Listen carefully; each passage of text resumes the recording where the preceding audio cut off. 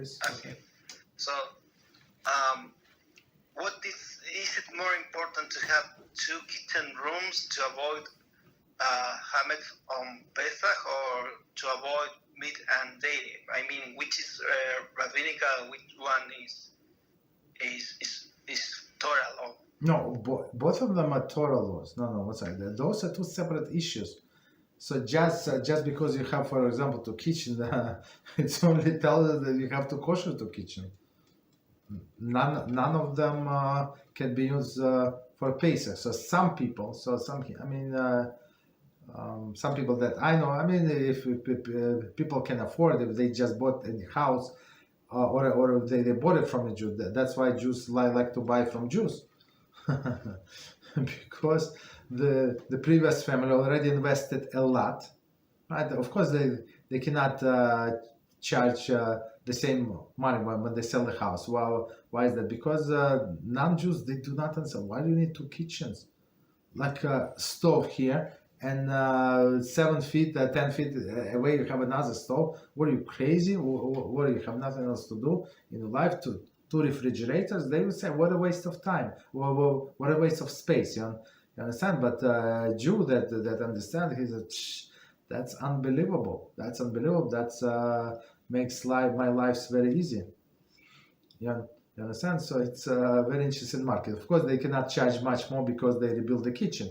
Because the pool of the customer they can sell this house is much less. You understand? But all of the Jews would, of course, appreciate. And some people, okay, of course, who can afford, they do somewhere in a basement, they do Pesach kitchen. But I don't find even though I heard several times, or more than several times, that's what people do, to be very strict on Pesach. But is it very practical? I'm not sure how practical it is. I never talk to these people. I just know that they do have this separate Pesach kitchen, but I'm not sure how practical it is. And I'm not sure if it's possible, unless you lock it and you lock your kids somewhere, I don't know, upstairs, and never let them go to the basement. For sure they go bring cookies and everything to this basement, and you would need to kosher this kitchen and as any other kitchen.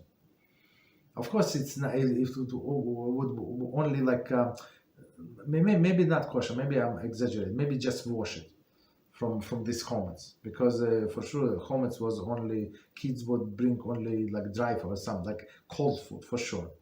So it makes the koshering process much easier, right? But 2 separate prohibitions, both of them are biblical: chametz on Pesach and meat and dairy combinations.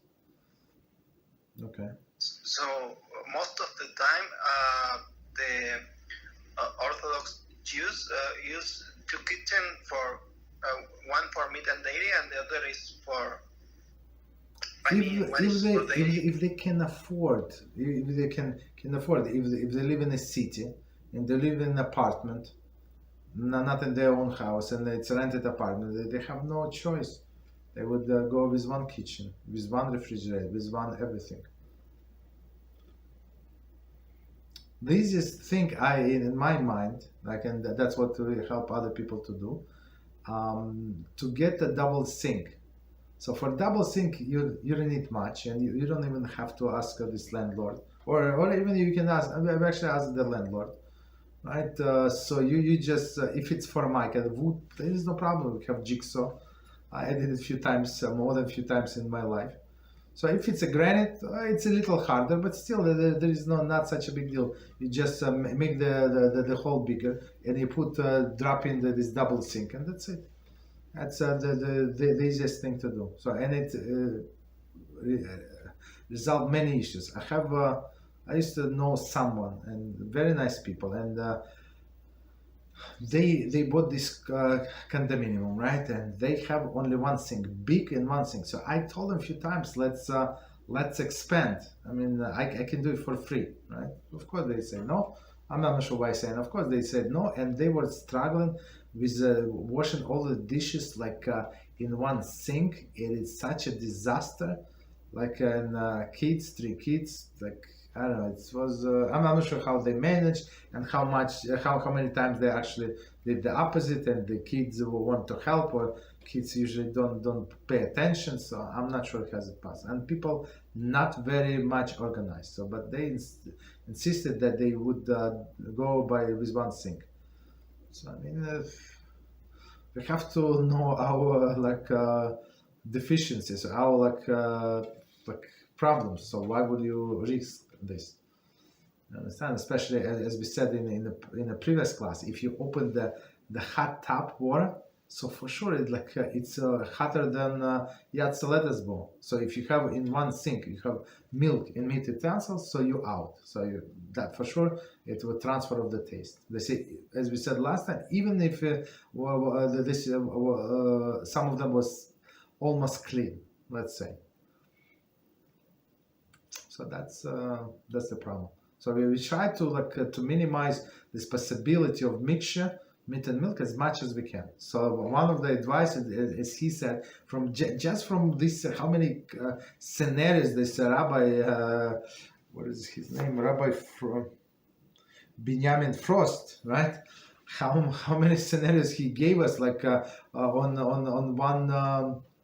On one scenario, when you have meat and dairy pots at the same time, or a spill from one to another, how many issues. So try and never do it again, never. So you finish with dairy, take it out, put it somewhere on a side or different side of the countertop, and start cooking meat. But you have to be organized. So you cannot be not organized. Otherwise, for sure, he's going to sin. How often? Always. That's the problem.